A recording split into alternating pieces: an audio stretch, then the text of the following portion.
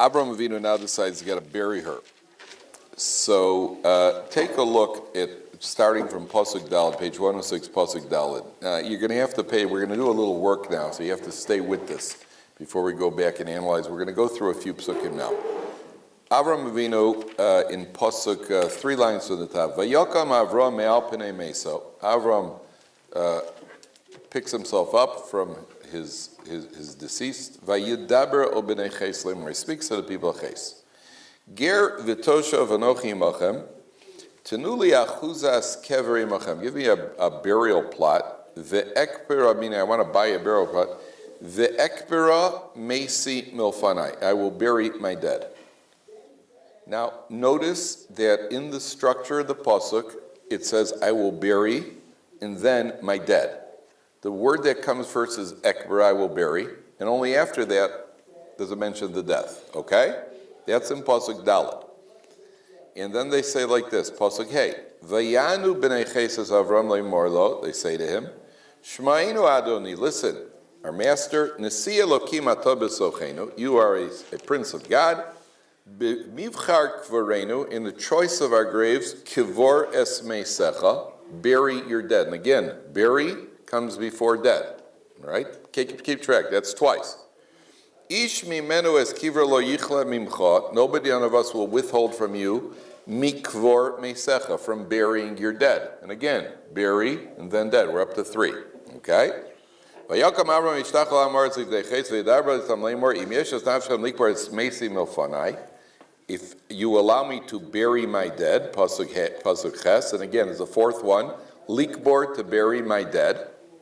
Shmouni ufiguli be'Ephron ben Sochar. Please contact Ephron ben Sochar, who is the one who owns this cave. And then what should he do? V'yitan li es me'oras hamachpelah. It'll give him the me'oras hamachpelah. We're going to come back and analyze this in a second. I just want to show you this first.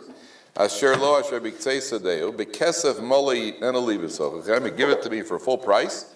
La achuzas kever is a burial plot. The Ephron Yoshev b'soch b'nei Ches, v'yan Ephron hachiti es Avram b'nei Ches l'chol bari shar iro leimor. Ephron says, page 108, top line, Lo adoni shma'ini. No, hasada nasati lecha, I'm going to give it to you. V'ameora asher bo lechones satia le'enei b'nei amina satia lecha, in front of all my people, I'm giving it to you. Kvor meisecha, bury your dead. What number is that? 5, that he says bury and then the dead. Vayishtachu Avram lifnei ha'amoritz, vayidaber el Ephron b'nei ha'amoritz, le'mori matalu shvein esai gazan esai kachmeni. In 5 lines from the top, ve'ekbera es meisi shama. He says, no, let me buy it and I will bury my dead. How many is that? 6. Vayan Ephron es Avram le'mor adoni shvein eretz arba me'el shekel kesav einim v'chamei. What's 400 shekel between sign? Ve'es meischa kvor. Your dead you should bury. What happens? It's reversed. 7th time it's reversed. The first 6 times it says bury before the word dead. And the 7th time it says the dead you shall bury. No accidents in Torah, right? So why is that? So the Vilna Gaon says like this. You see, in the Ma'aras HaMachpelah, who's buried there in the Ma'aras HaMachpelah? Adam and Chava, Avram and Sarah, Yitzchak and Rivka, Yaakov and Leah. You don't count the head? And Esav's head. Yeah. Right, Esav's head somehow got in there, right? When it came time, the Medrash says, when it came time to bury Yaakov, so Esav was there. Yaakov died in Egypt. They brought him to the land of Israel, and Esav was standing out there making an issue and said, hey, hold on a second, let's start divvying stuff up. And he was preventing it. So Yaakov had a grandson. His son Dan had a grandson, Chushim ben Dan, who was deaf. And everybody else is standing around kitzeling and debating. And in the meantime, Chushim ben Dan says, he notices, hey, what's going on? So he said, well, Esav's giving us a hard time over here. He says, well, my grandfather's lying over there, he needs to be buried. So he came up and he hit him in the back of the head, apparently, and chopped off his head, gave him a karate chop, chopped off his head, and his head rolled into the Ma'aras HaMachpelah. So Esav got there too. Okay. So now, there are 4 couples in the Ma'aras HaMachpelah who are going to eventually be in the Ma'aras HaMachpelah. How many are in there at this point? Two, who? Adam and Chava. Okay. Now, number one. So how many people still have to go in there? Another six couples, three couples, six people, plus Esav's head. Okay. Now, the Gemara says like this. The Gemara says that Rishoyim, even while they are alive, are considered dead. Tzaddikim, even while dead, are considered alive. Right? A Russia, while you're alive, you're dead. You're dead. You're just physically moving around. We haven't brought the body, we haven't brought the movement to an end yet. But you're basically a dead person. You're losing every day. You're losing more and more of your world to come. You're called a dead person. Take a chumash, guys. There should be chumashim around. You're basically called a dead man, and then you die a physical death. Tzaddikim are called, even after death, they're called alive. And there's a concept that they are alive even in the grave. And then one moment before the ultimate resurrection, they stay alive until the ultimate resurrection. One moment before Techiyas HaMesa, before the revival of the dead, they're going to die. That's what's brought down in Kabbalistic sources. So the Vilna Gaon says, look, the first 6 times, what does it say? It says, bury your dead. Because when you bury Avram Avinu, or when you bury Sarah, who are you burying? You're burying somebody who's alive. And the death is only going to come after the burial, one moment before Techiyas HaMesim. So the 6 times that it says bury the dead is a reference to the 6 tzaddikim who have yet to go into the Maras HaMachpelah. They're all going to go in. Avram, Sarah, Yitzchak, Rivka, Yaakov, and Leah, they're all going to go in, but they're going to go in essentially alive, what we call alive. They're going to be buried. And then they're only going to die after the burial, right before the Techiyas HaMesim. Whereas Esav's head, he's already a dead man. He was dead before the burial. So the 7th one where it says dead and then bury is a reference to Esav's head, which is going to end up in the Maras HaMachpelah. Right, so the Vilna Gaon says it. And again, there's obviously no accident in the Torah. If the Torah writes it that way, there's no accident. So Esav's head, but by the way, Esav's head in the Maras HaMachpelah symbolically symbolizes that from an intellectual choosing free choice point, he could have also been in the Maras HaMachpelah. Right? Esav, the problem, you picture Esav as Tarzan. Esav is a person on a very high level. If Esav would walk into the room, I'm not sure we'd recognize. If Yaakov and Esav would walk in, I'm not sure we'd recognize, other than the fact that he was a redhead, I'm not sure we'd recognize who was Yaakov and who was Esav. And he was a little hairier. But Esav was, he wasn't the thug that you picture him to be in the Torah. Bottom line is that Esav messed up. He had free choice. Remember, Esav, we'll get to Esav in a couple of parshas. Now, here, let's go back to the beginning now. Now let's go back to the beginning. Avram says, okay, he's got to bury Sarah. So the first thing he does is he says, okay, I want to buy this this piece of land. Find me, take a look, 5 lines from the bottom. Upig uli be'Ephron ben Sochar. There's a man named Ephron ben Sochar, and there's no accident that Ephron is the same letters as Afar, which is dirt, because he shows himself to be a piece of dirt in the end. And Sochar is the same words as the Hebrew words Rotseach, which is murderer. So there are different opinions. One is that every time he went near this Maras HaMachpelah, every time he goes near, Ephron goes in to see his cave, and there was some sort of demon or something that wanted to kill him, and he ran away. So Ephron has had some bad experiences with this cave anyway, and they know something's up with it. So what does he say? Abram says, 4 lines from the bottom, V'yitan li es Maras HaMachpelah asher lo asher b'ksei sadeo. I want the Maras HaMachpelah, which Abraham Avinu knows there's a tradition that Adam and Chava are buried there. B'kesef mola yitnenu li b'sochachem lachuzos kever. I want it for a full price. Now there's a whole discussion here why Abraham doesn't want a gift. He wants a full price because he wants full ownership of the land of Israel, of this piece of land. He doesn't want it as a freebie, number one. Number two, just take a look at that word HaMachpelah. Look at the word Maras HaMachpelah for a second. 4 lines from the top. Look at the numerical value of HaMachpelah. Hey is 5, Mem is 40, Chaf is 20. What are we at? 40, 20, and 5 is how much? 65. Pei is 80, 145. Lamed is 30, is 175, and Hey, 180. So Machpelah, the first time it appears, is without the Hey, Machpelah is 175, which is the numerical value of Avram. That's how long he lived, is 175 years. And Hamachpelah is the numerical value of how long he was supposed to live. He's supposed to live 180. Yitzchak lived 180. Avram dies 5 years early because Hashem spares him seeing Esav go off the derech.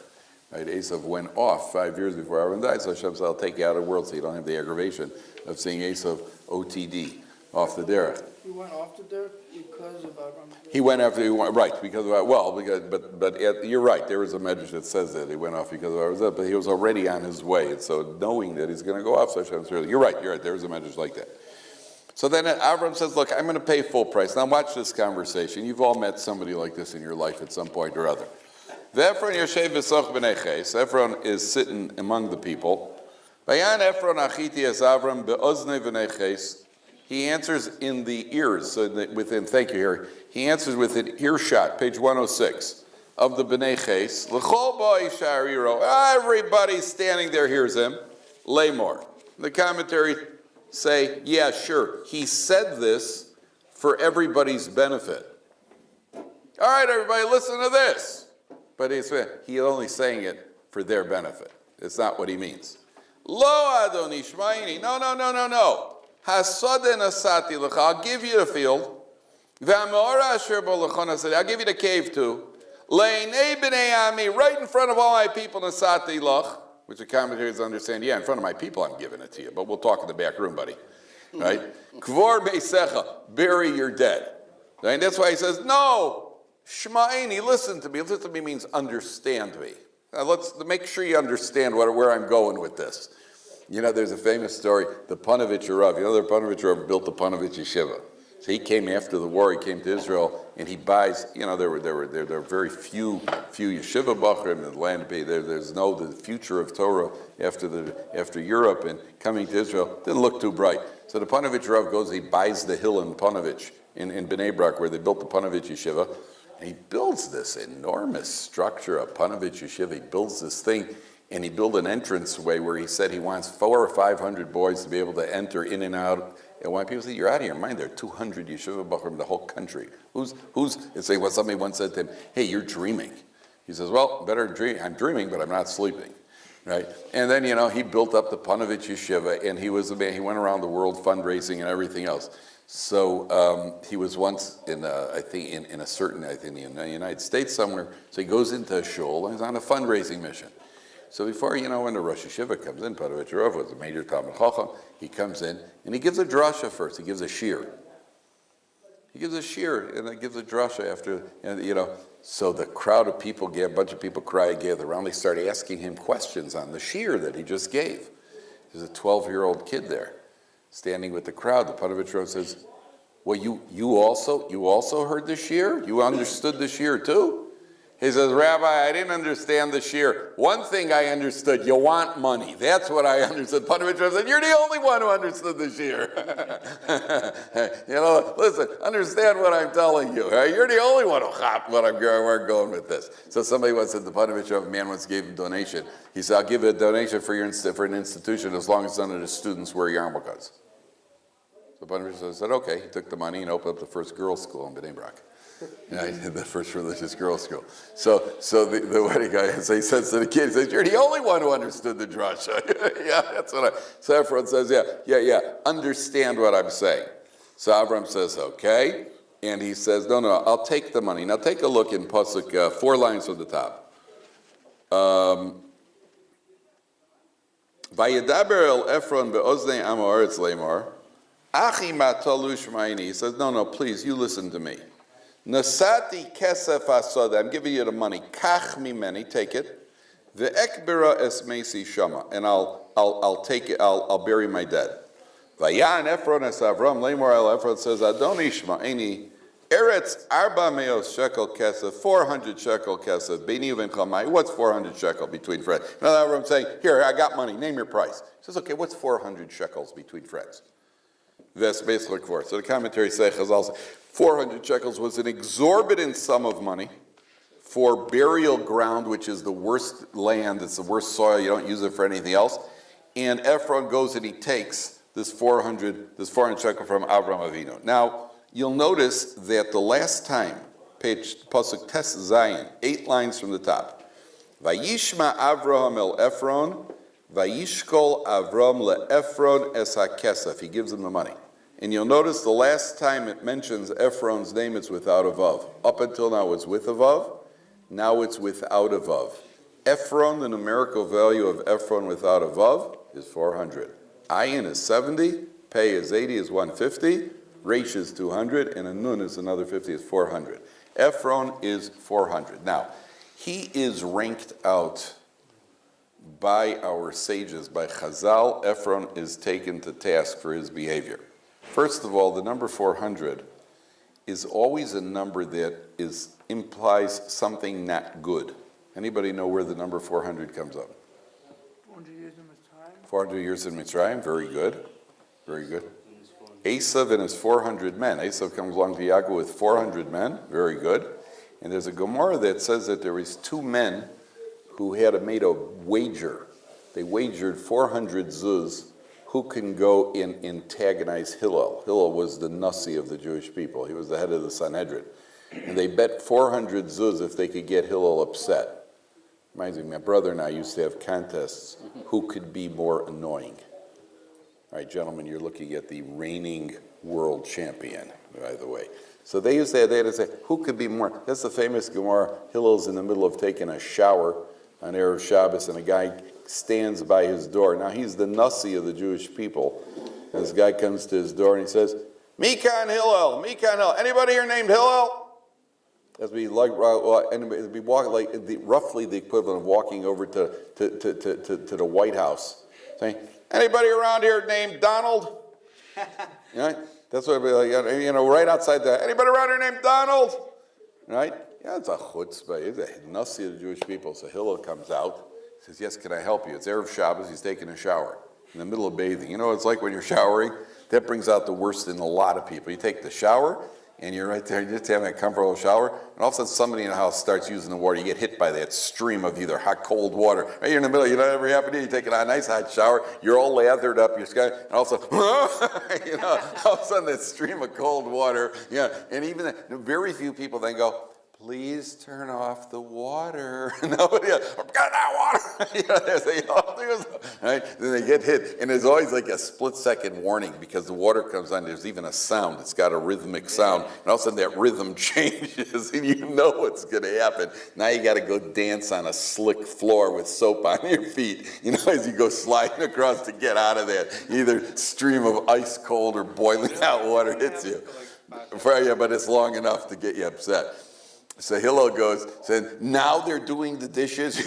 Now somebody decided to do the dishes. Nobody will touch the dishes until I go into the shower. Hillel's watching it, comes out calm, patient. Yes, my son. Erev Shabbos says, I have a very important question to ask you. Yes, what would you like to know? Why do Babylonians have round heads?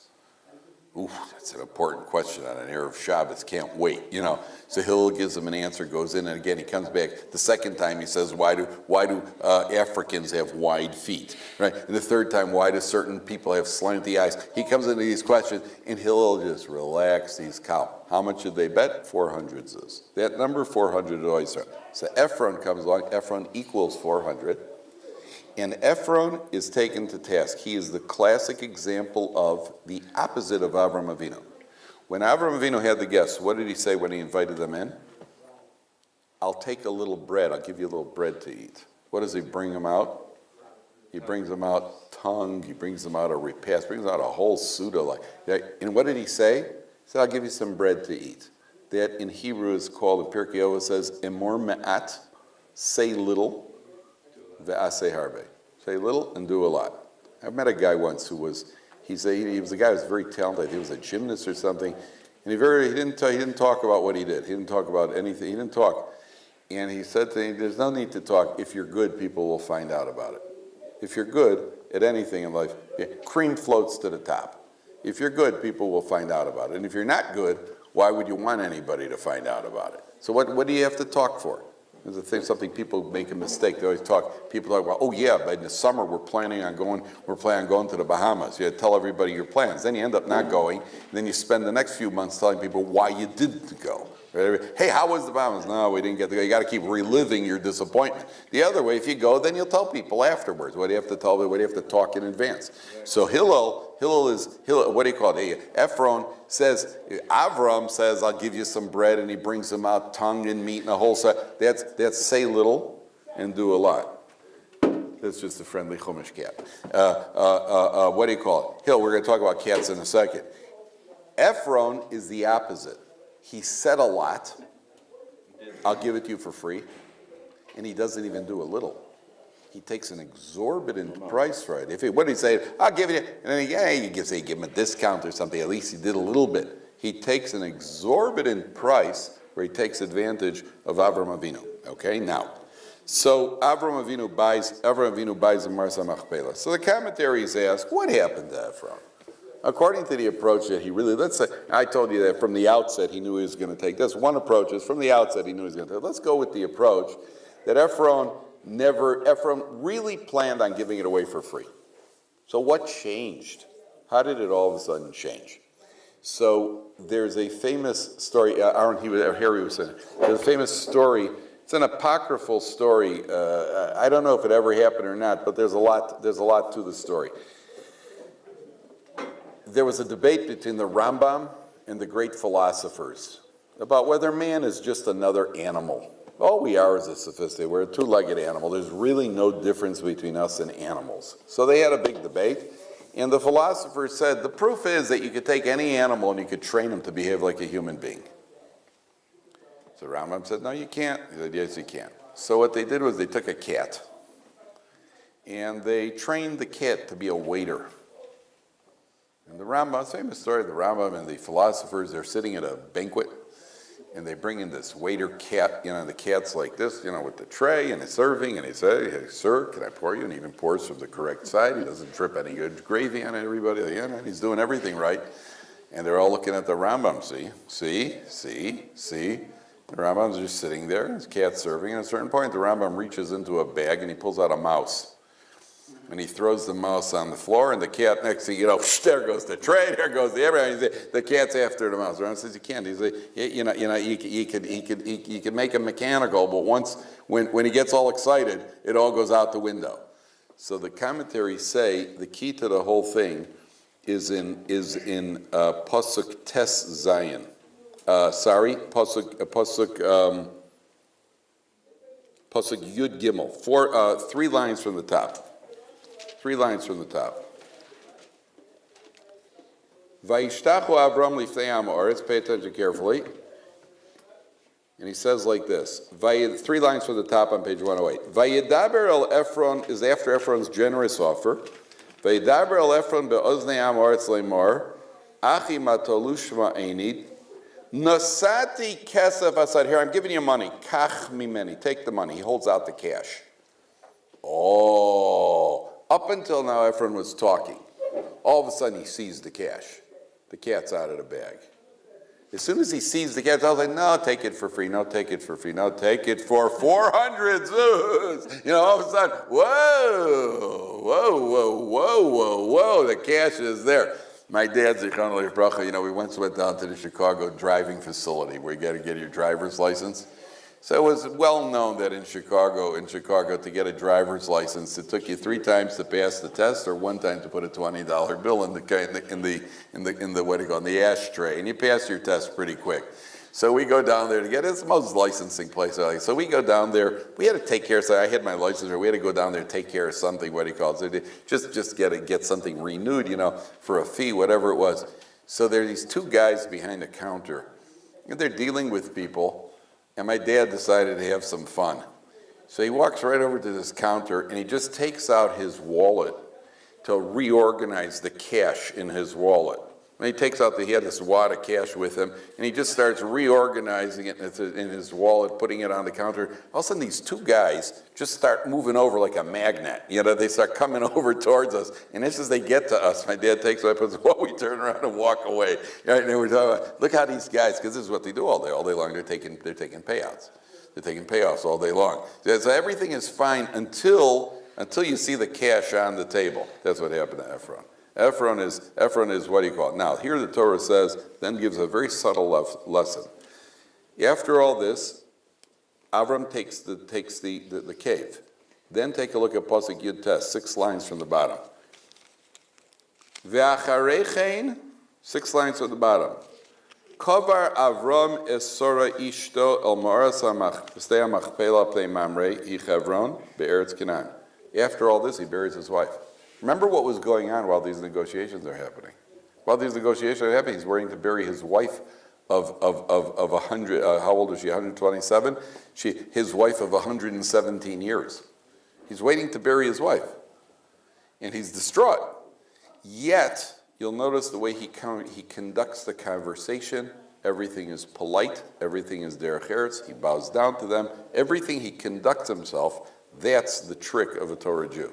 A Torah Jew, under all circumstances, no matter how difficult things are, a person sometimes loses his cookies. I'm great when I feel well and I'm getting paid and, I got the credit card in my pocket. I'm in a great mood. I'm the nicest guy in the world. Once I have a headache or the sniffles or I got a bill that I didn't expect or somebody spent money or a kid broke his glasses, all of a sudden, boom, you lose it completely. Avraham Avinu is in a state, the most distraught state a person could possibly be in. Rabbi Moshe Feinstein Zatzal, his son-in-law was named Rabbi Shizgal. Was his son-in-law. His son-in-law was nifter young. At the funeral, they went to the airport. They were burying him in Eretz Yisrael. So the funeral went from New York. They went to the airport, and they were there at the funeral. And at a certain point, there was also another funeral there at the airport. And Reb Moshe left his son-in-law's funeral to go and walk behind the other one as well.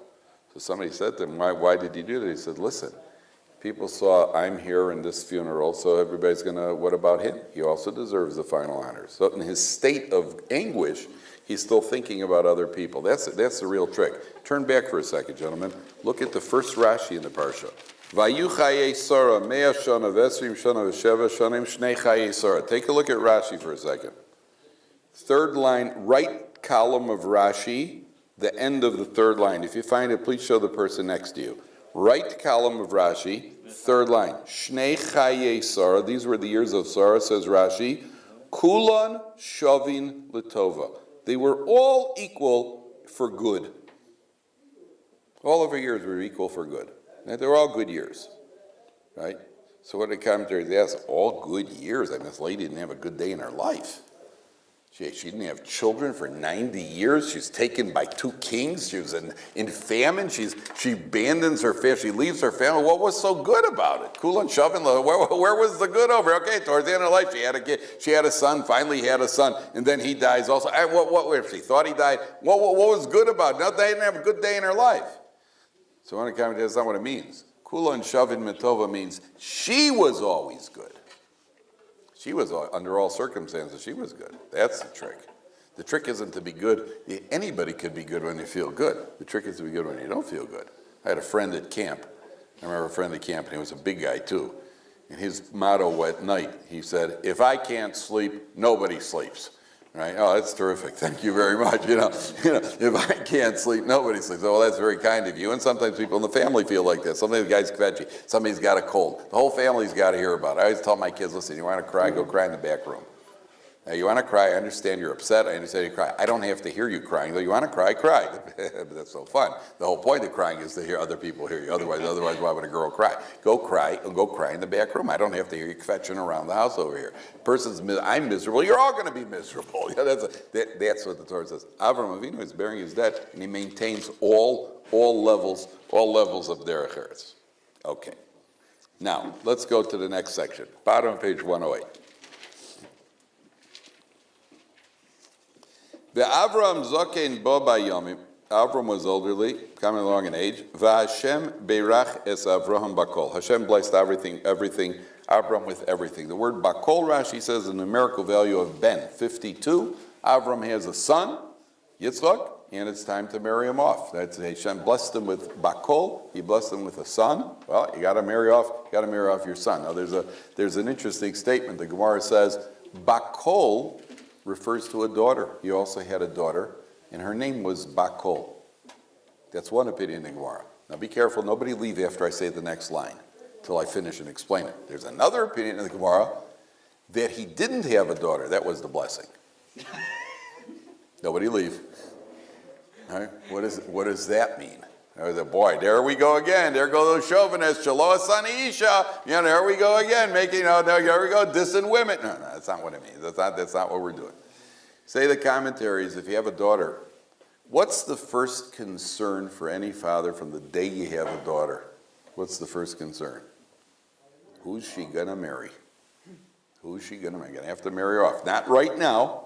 I'll wait till she's 7, but one way or another, I got to marry her off. A boy? Boy, just keep him out of prison. The girl, one day we're gonna have to marry her off, right? So the commentators say, who's Avram Avinu going to marry? He has a daughter. Who's he going to marry off his daughter to in a pagan world? In a pagan world, in a world like that, the biggest blessing for Avinu is not to have a daughter. Not that we have anything against daughters. In a situation like that, what are you going to do with your daughter? So one opinion is he had a daughter, and she died at the Akedah. She died at the same time Sarah died. Not the Akedah, at the same time Sarah died. That's one opinion. The other opinion is he didn't have a daughter at all. That was the blessing under those circumstances. So Vayomer Avram, now he's got a son. Vayomer Avram el avdo zakan besa Moshe v'chol asher lo. He says to his faithful servant Eliezer, Simna yodcha tachas yirechi. Now this Eliezer, his faithful servant, anybody know, according to the Medrash, who he was? He had another identity. Who was he, according to the Medrash?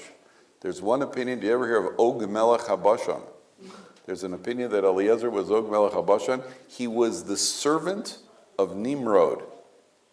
And Nimrod gave him to Avram Avinu.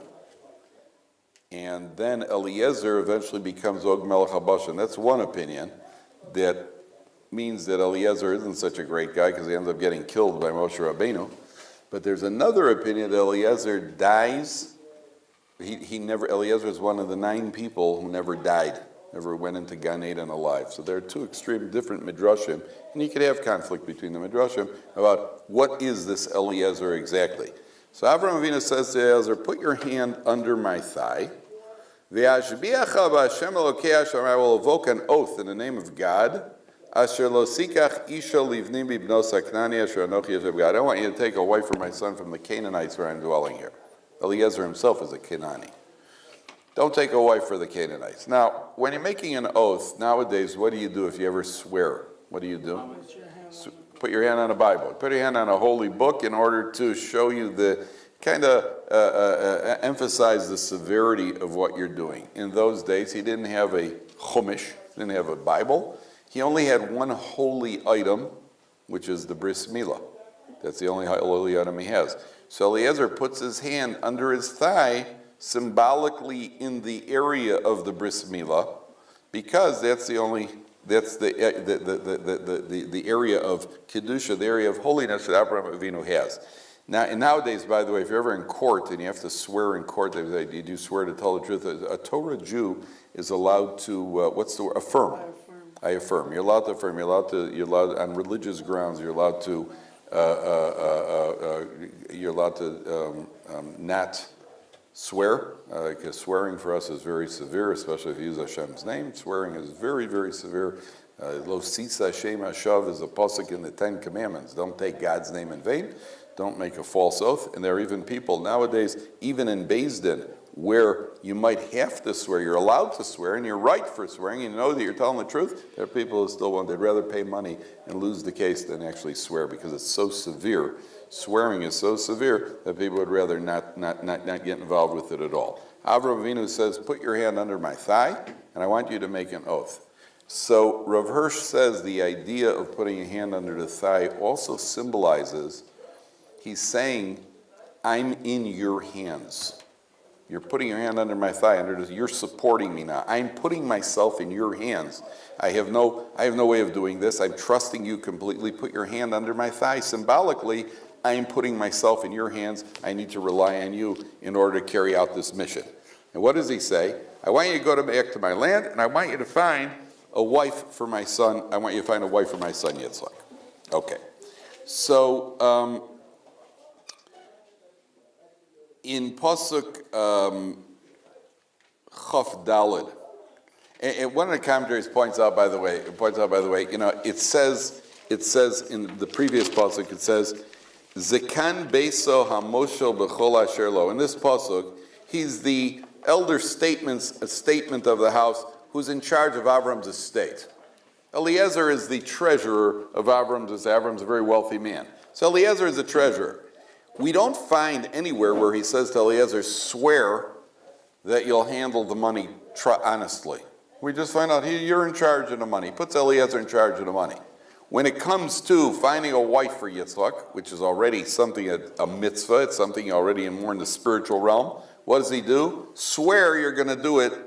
Yeah, nowadays you find, ironically, most people do the opposite. Hey, do me a favor, get me a pair of tefillin, will you?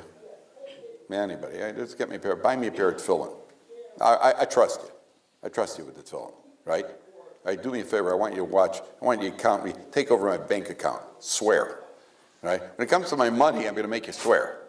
I don't trust you as far as I can throw you. When it comes to buying me a pair of tefillin or mezuzah, yeah, whatever you do is good. Yeah, I trust you. You look like a religious guy. I trust you. People, when it comes to religion, we trust people. When it comes to our money, right? Nobody, right? Avram Avinu is the opposite. When it comes to money, you take care of the money. You run the house. Oh, now I need a wife for Yitzchak. What's that? We're talking about Ruchnius over here. We're talking about the future of the Jewish people. I swear. Sorry, I need you to swear that you're going to do this properly. Okay, and he sends them off to Haran. Okay, now Eliezer goes there and he swears, and he take a look, go all the way down to Pasuk Yud.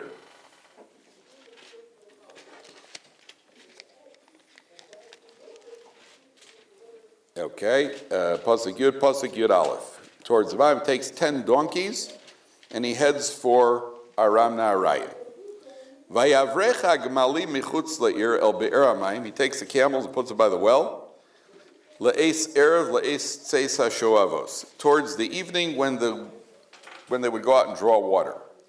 We're going to find 3 people in the Torah who, when they need to find the wife, where do they go? They go to the well. Who are the 3 people? Moshe goes to the well. Eliezer goes to the well. Who else? Yaakov Avinu goes to the well. Why would you go to the well? Girls are there. Right, something like that. Yeah, you're certainly going to find people by the well. You're certainly going to find people by the well, and that's why I say I'm surprised there isn't a bar called the Well. But the what do you call it? So they're all what do you call it? Yeah. All's well that ends well. Yeah. So you go to the well because that's where obviously people are going to be. But on a deeper level, the well is the source of water. Water is the source of life. The wife is the source of life, and that's why we're going to find later when Yaakov goes to the well is covered with a stone, and he uncovers the well. Remember the story? Yaakov uncovers the well because that rock, symbolically, is the barrenness of Rachel that Yaakov is going to uncover with his tefillah, her barrenness. So there's a deeper idea behind it. But the well represents the source of life because the well is the water. Water is, and the wife is the source of life. Okay, so this is a new section. We'll continue this on Sunday.